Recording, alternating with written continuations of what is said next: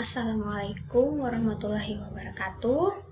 Pertama-tama, marilah kita panjatkan puji syukur kehadirat Allah Subhanahu wa Ta'ala, karena berkat dan izinnya lah semata sehingga saya masih diberikan kesempatan pada hari ini untuk memaparkan materi mengenai kurikulum.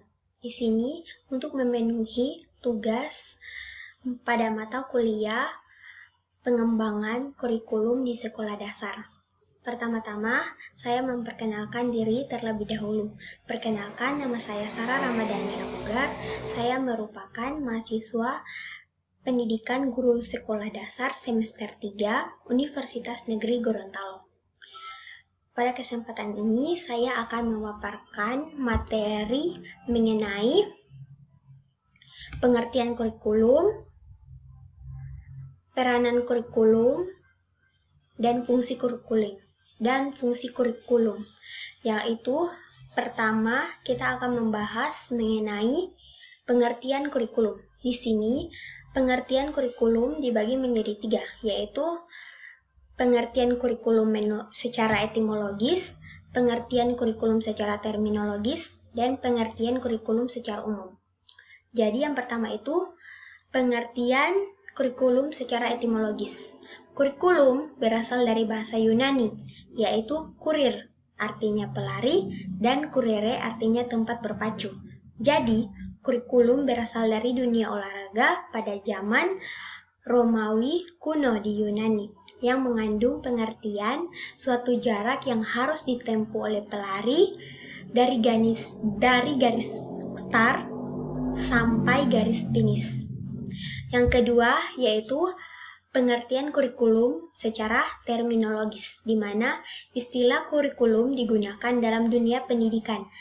Dengan pengertian semula ialah sejumlah pengetahuan atau mata pelajaran yang harus ditempuh atau diselesaikan siswa guna mencapai suatu tingkatan atau ijazah.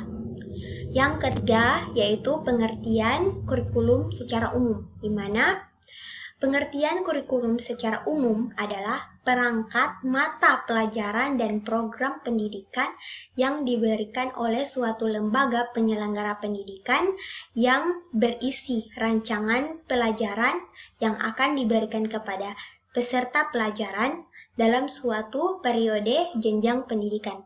Penyusunan perangkat mata pelajaran ini disesuaikan dengan keadaan dan kemampuan setiap jenjang pendidikan dalam penyelenggaraan pendidikan tersebut serta kebutuhan lapangan kerja. Kemudian lanjut pada peranan kurikulum. Di sini peranan kurikulum dibagi menjadi 3, yaitu peranan konservatif, peranan kreatif, dan peranan kritis dan evaluatif, di mana yang pertama yaitu peranan konservatif. Peranan ini menekankan bahwa kurikulum sebagai sarana untuk mentransmigrasikan nilai-nilai wawasan budaya masa lalu yang dianggap masih relevan kepada generasi muda, dalam hal ini para siswa. Dengan demikian, peranan konservatif ini sifatnya menjadi sangat mendasar, disesuaikan dengan kenyataan bahwa pendidikan pada hakikatnya merupakan proses sosial yang selalu dilalui oleh pendidikan dan oleh siswa. Ini membuat tugas pendidikan yaitu mempengaruhi dan membina perilaku siswa sesuai dengan nilai-nilai sosial yang hidup di lingkungan masyarakatnya.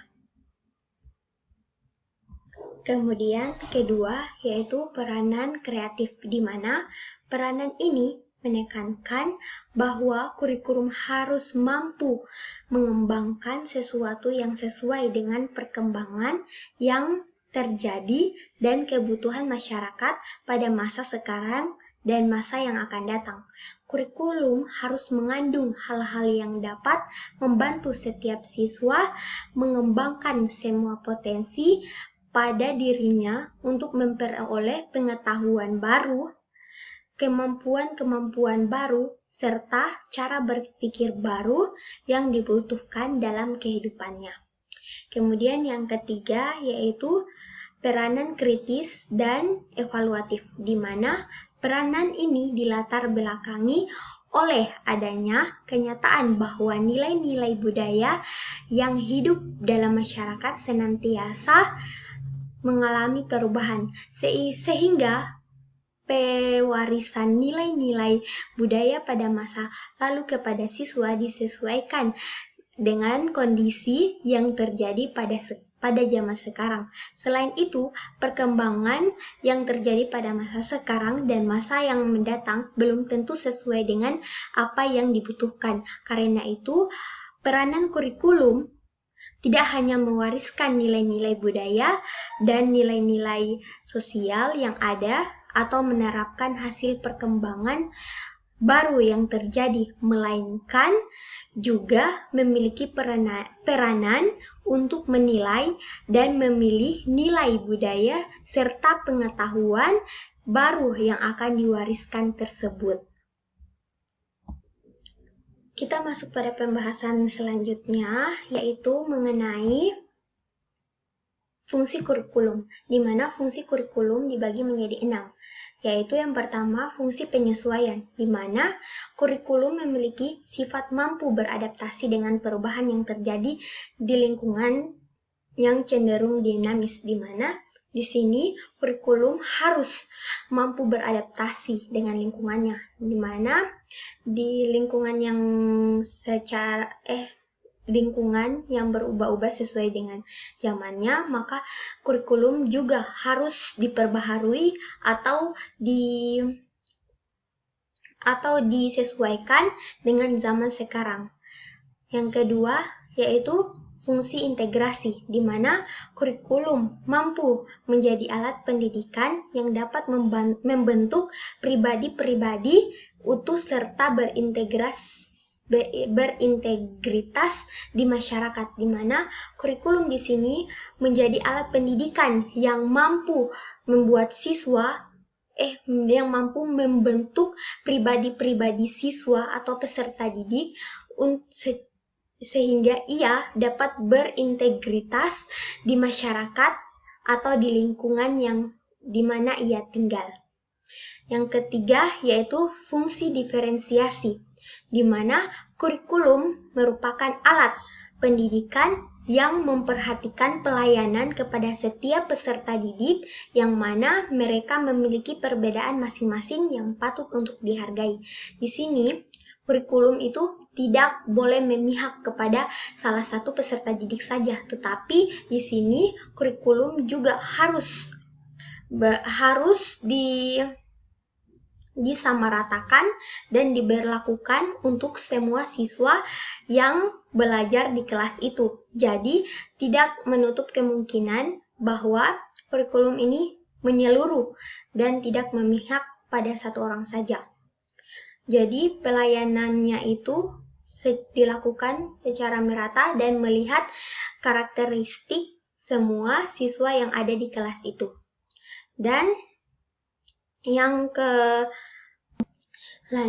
keempat yaitu fungsi kurikulum, yaitu fungsi persiapan, di mana sebagai alat pendidikan, kurikulum berfungsi untuk membantu mempersiapkan peserta didik untuk dapat menuju ke jenjang pendidikan berikutnya, serta siap hidup bermasyarakat apabila peserta didik tidak dapat melanjutkan pendidikannya. Maksudnya di sini bahwa kurikulum ini mempersiapkan siswa yang dapat dimana kurikulum ini mempersiapkan siswa agar ia dapat menempuh setiap jenjang yang ia lewati dan apa yang ia pelajari ini dapat ia implementasikan di lingkungan masyarakat nanti.